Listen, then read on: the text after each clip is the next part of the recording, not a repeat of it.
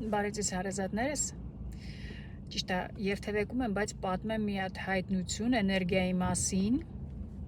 Ինչ է էներգիան, առավոտն եմ այսօր իմացել, ինչն է էներգիան, այսքան սխալ տեսահոլովակներ եմ ձեզ մինչև այսօր նկարահանել։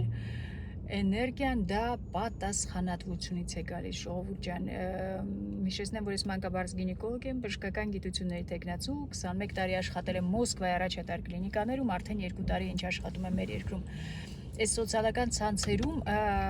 իմ օրագիրն եմ վարում, իմ մտքերս, ուտելիքներս, աշխատանքս, ամեն ինչով կիսվում ու տեսնում եք, որ ընթացքում ես էլ եմ սխալներ ունենում ու այդ սխալներս հարցեր եմ տալիս ինձ, ու հարցերից պատասխանները սկզբնական շրջանում սխալ, անգամ Տոնի Ռոբինսի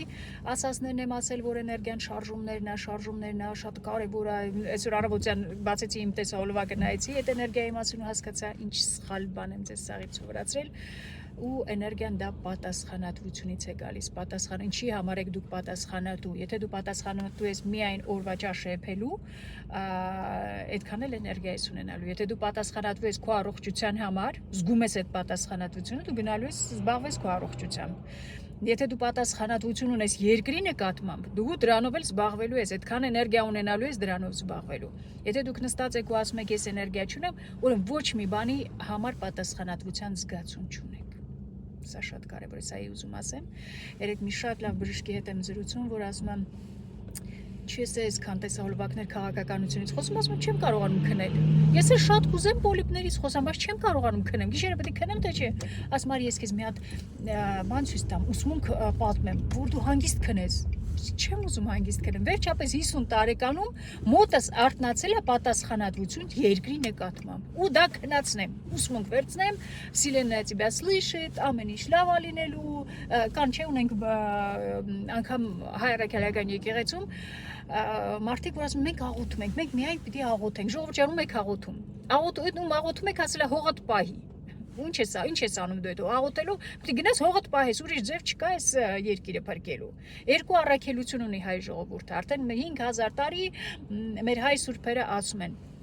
Քրիստոնեությունը հիմնված է 5 կտակարանի վրա, Աստված չի փոխվել։ Այն 5 կտակարանում ինչ գրած է, 5 կտակարանը, եթե մի անգամ գոնե կարդացել եք պատերազմները, հողի պատերազմները, ամբողջությամբ, որ հրաներին տարելա հասցրել այդ ավետյաց երկիրը տվել, հետո որ արդեն այդ հողը տվել է իրանց, արդեն Քրիստոս է իջել ու ասել արդեն դեր իրար մի կերեք, արդեն ձերն է։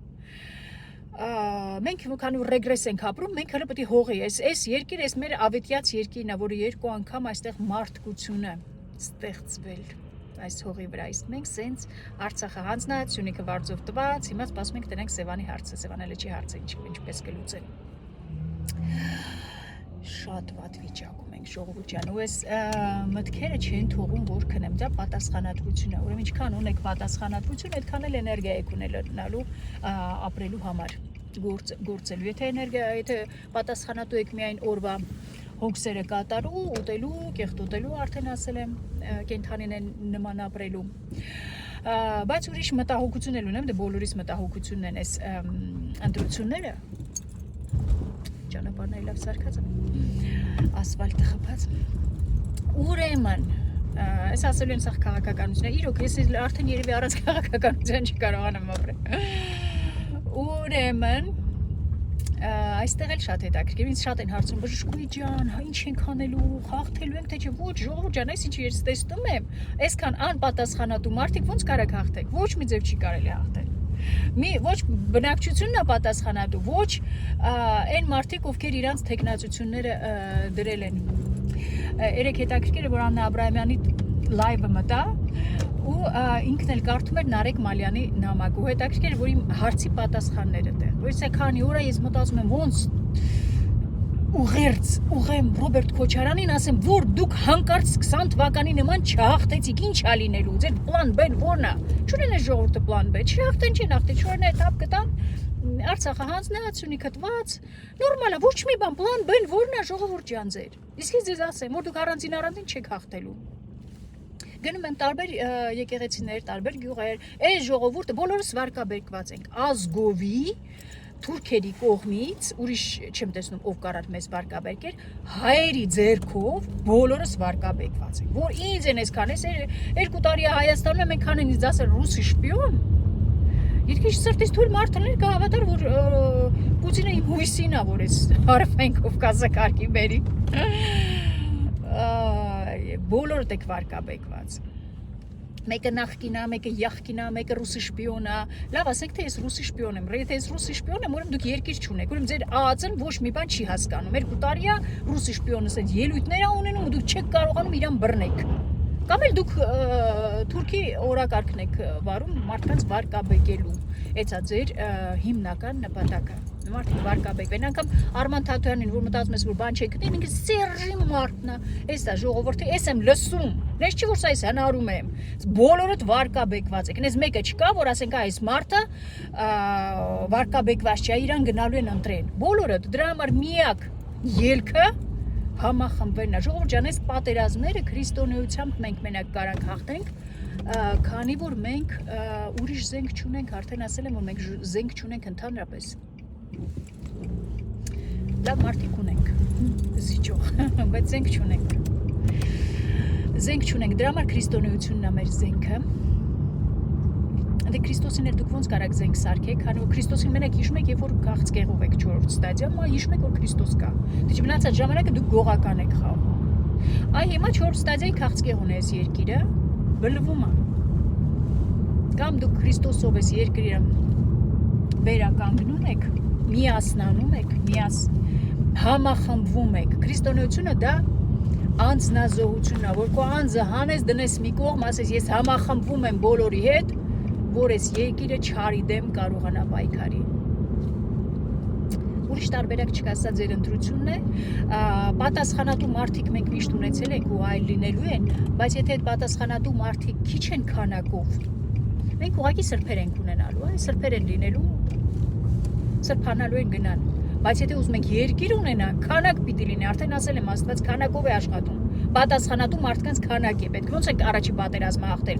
ահռելի քանակի պատասխանատու մարդիկ են եղել, ձեր նման չեն ուղարկել 18 տարեկանին ռմբակոծել, դուք հանգիստ նստած, հիմա շուբաները հագած ես, անպատասխանատու մարդիկ, հիմա որ միտե չխկոց լինի, միտե պատերազմ լինի, Աստված հերուպայի, ու դուք բոլորը տատիկներ կլինեք, պապիկներ կլինեք, մամաներ, պապաներ, չակուճ, կացին չվերցնեք, գնաք պատերազմի դաշտում կանգնեք, չենք կարելու հաղթեք, էլի 18 տարեկաններին ուղարկեք, էլի նույն մնալու եք առանց երկիր, առանց որդիներ, առանց որևէ բան, վերջի շունչն այս երկրի, որ կարողանաք պահեք,